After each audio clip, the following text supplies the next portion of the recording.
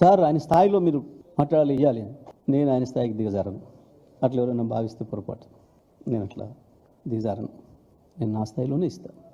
ఎంత అరిచినా, ఎంత మొత్తుకున్నా, ఎంత సెల్ఫ్ డబ్బా కొట్టుకున్నా స్పందన కనపడతలేదు అక్కడి నుంచి. ఎందుకంటే ముఖ్యమంత్రి మాట్లాడిన దాంట్లో నిజం ఉంటే స్పందన వస్తుంది. నాయకుడు మాట్లాడే మాటకి వాళ్ళ జీవితానికి సంబంధం ఉంటే ప్రజల నుంచి రెస్పాన్స్ వస్తుంది. మహిళల్ని లక్షాధికారులు కాదు కోటీశ్వరులను చేస్తున్నాం, మొత్తం మీరే బస్సుల ఓనర్లు, మొత్తం పవర్ ప్లాంట్లకు మీరే ఓనర్లు, మీకు వేల కోట్ల రూపాయలు రుణాలు ఇచ్చినాం, ఇట్లాంటి అబద్ధాలు మాట్లాడుతుంటే అసలు వాళ్ళ జీవితంలో ఏది సత్యం కానిది ఉన్నదా? అక్కడ ఎదురుగా కూర్చున్న ఒక్క మహిళ బస్సు ఓనర్ ఉందా? అక్కడ పవర్ ప్లాంట్ ఓనర్ ఉందా? అని ఎదురుగా నువ్వు ఇచ్చిన వేల కోట్ల రుణం తీసుకున్న మహిళ ఉన్నదా అక్కడ?